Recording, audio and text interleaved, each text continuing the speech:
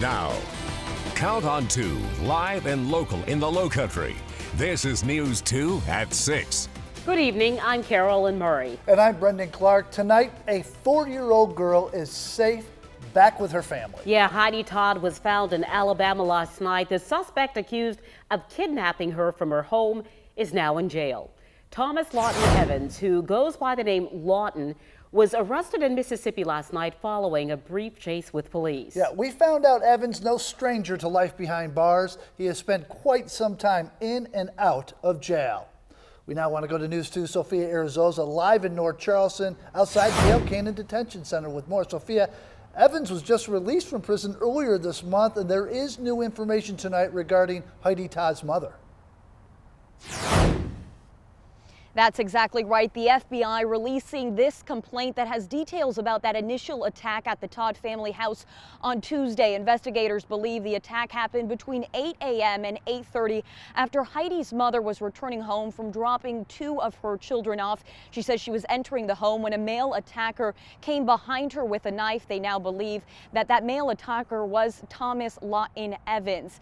He brutally beat her, causing facial fractures and brain bleeding. It was then several hours before police arrived to the house. When they did arrive at 5:50 p.m., they did find signs that Heidi's mother had been tied up. They were able to find 2 of the children, but Heidi was missing. Take a listen to the police chief, her founder in Riverside, Alabama. She was a little nervous. She did have on an adult hoodie, which was, out of place for a child that age, and adult pajamas, and so that just keyed my interest to get her out of that vehicle. Brendan, like you said, Evans was familiar here at the El Canyon Detention Center as he was in state prisons across the state. Now, he did just get released from prison about 2 weeks ago after serving 7 years for an armed burglary and robbery sentence. Reporting live at the El Canyon Detention Center, Sophia Arizosa, Count on 2. Sophia, thank you. And we do have video of Heidi Todd being placed inside that police car. This is in Alabama, certainly something that everyone loved seeing. Heidi safe and sound and headed back to see her family. Yeah, and you can see some of what that police officer described, that child, that 4-year-old, having adult clothing on at the time that she was rescued. This was definitely the moment that Heidi's family and really the entire community was hoping would happen. News 2's Deanne Roberts is live on Johns Island. Deanne, you spoke with neighbors in that area. They are certainly breathing a sigh of relief tonight. That's right, Brendan and Carolyn. Some neighbors who I spoke to actually were filled with so much emotion they could hardly speak. Tuesday night, I brought you the news about a missing 4-year-old girl due to a possible home invasion. Well, that child, Heidi Renee Todd, has returned with her family. Her mother is recovering. A suspect is in custody, and the neighborhood says they can breathe again. Right before 6 o'clock on Tuesday night, Todd disappeared and her mother was sent to a hospital after being brutally beaten. After nearly 24 hours of crews searching and neighbors praying, Charleston Mayor John Tecklenburg delivered the news that Todd was found safely in Alabama. A neighborhood that was once on edge is now at ease. Some neighbors tell me they're hugging their families just a little tighter each night after the recent events. We've been a little less distracted on Facebook, a little less distracted on social media, and just kind of sitting together the last couple of days and reading God's Word and doing like a praying together. You have to tell the people that you love with love and just shower them with it. Following statement earlier today saying, thank you to everyone for their support through this difficult time. I cannot thank you all enough for the first responders, especially the individual in Alabama who personally rescued Heidi and helped bring her back to us. We will be counting on your continued prayers and support, and as that you give us privacy and room to reunite and heal as a family. Just a few minutes ago, Charleston Forensics and the Charleston Police Department ripped down all of the crime tape on the Todd family's home. So that house that was just a crime scene looks a little more homey and is just waiting for the family to arrive. Reporting on Johns Island, Deanne Roberts, Count on 2. Dan, thank you. Now let's take a look back at the timeline. Heidi Todd was discovered missing Tuesday. Around 6 o'clock, officers went to the family home after 2 of the Todd children had not been picked up from school. Police found Heidi Todd's mother had been brutally beaten inside that home. Around 4 o'clock in the afternoon, police released a sketch of a person of interest. Last night, Heidi found in Riverside, Alabama, right outside Birmingham. Lawton Evans handed over Todd to police and then drove away, but was later arrested after a chase in Mississippi. He is now in jail, and they say he'll be extradited back to the Lowcountry. The Storm Team 2 Olympic Forecast. Brought to you by Clekus Law Firm and your local Honda dealers.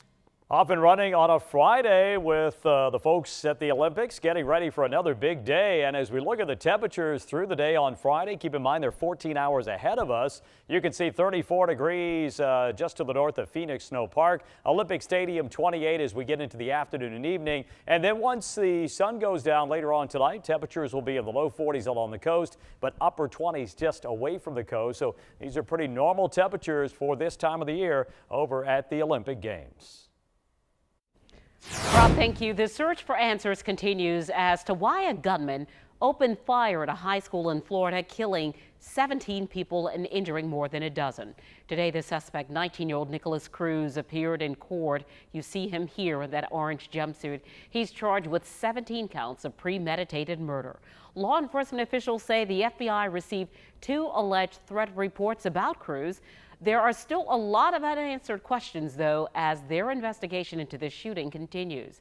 A lot of people across the country are grieving what happened in Florida yesterday. The Medical University of South Carolina has a department dedicated to helping crime and trauma victims.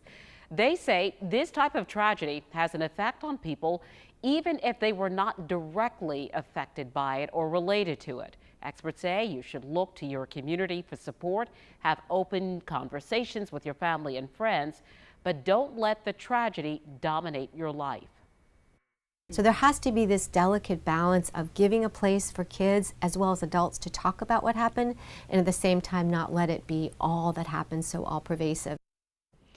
And doctors also recommend that you think about the way you are reacting around children. The way parents react may affect the way a child responds. They say don't hide the tragedy from your child. It's a good idea to limit their exposure to TV and social media, but answer questions if they have them.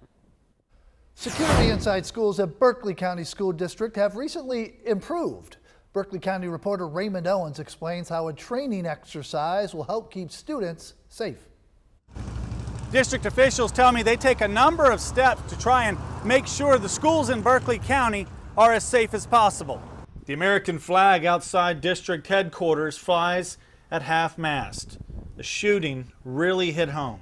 We do not take the burden lightly that we have as a responsibility of taking care of children. Berkeley County has implemented new security measures recently at all schools.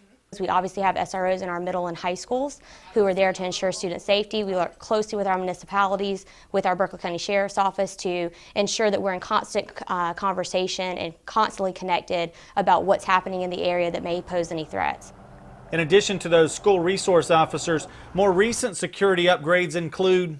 We also now have the storefronts. If you walk into a school, you now see that you can't just go past a front office. You obviously have to be checked in. We're going to check your licenses, all of those kind of things. Our outside doors are going to stay locked. On Friday, tomorrow morning, we're going to be working with our local law enforcement, and we're going to have a gunfire demonstration so that our teachers, our principals can learn to recognize the sound of gunfire and then talk about what are the things that we do.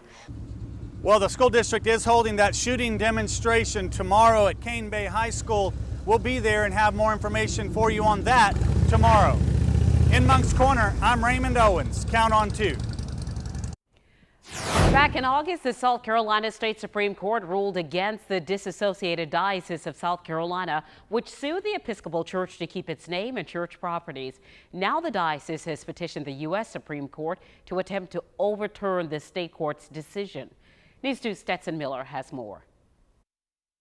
According to the state Supreme Court ruling issued in August of last year, the disassociated Diocese of South Carolina would have to give up its 29 local parish properties, like the Cathedral Church of St. Luke and St. Paul here on Cumming Street. Now the diocese is hoping that the U.S. Supreme Court will hear its case. About a petition for certiorari, which means that we are asking the High Court to review the ruling given us recently. The diocese left in 2012 because of disagreements with the Episcopal Church.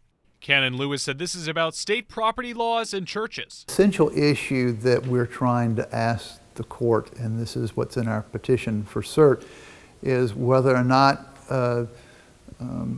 state property laws apply to churches. That's the essential question. Now, the Supreme Court should decide if it wants to hear the case by June, and if it does, then the trial would be held between October and April of 2019. In downtown Charleston, Stetson Miller, Count on 2. Biddy and Bo's Coffee is now open in downtown Charleston. Yeah, we have big smiles about this too. This coffee shop hires people with intellectual and developmental disabilities. A lot of people who never thought they would ever have a chance at a job like this. Founder Amy Wright and her family cut the ribbon in front of the shop this morning. Look what happened. They were dancing in the aisles. The coffee shop was inspired by Wright's two youngest children who've both been diagnosed with Down syndrome. She tells us 80% of people with intellectual disabilities are unemployed, and this is a way for people to see there are opportunities for them in the workforce. You know, it's all about the fun. They're cutting the ribbon. They would say 3, 2, 1, like this is like a Happy New Year. You know, I don't stop and think about it very often, but when I look around and I see what's happening in this community and what's happened in Wilmington, it's humbling. I feel like it's what I was put on this earth to do, and to see it all come together, there's just nothing better. Yeah, this really is good. This is Biddy and Bo's second location. As you just heard her say, there's one in Wilmington.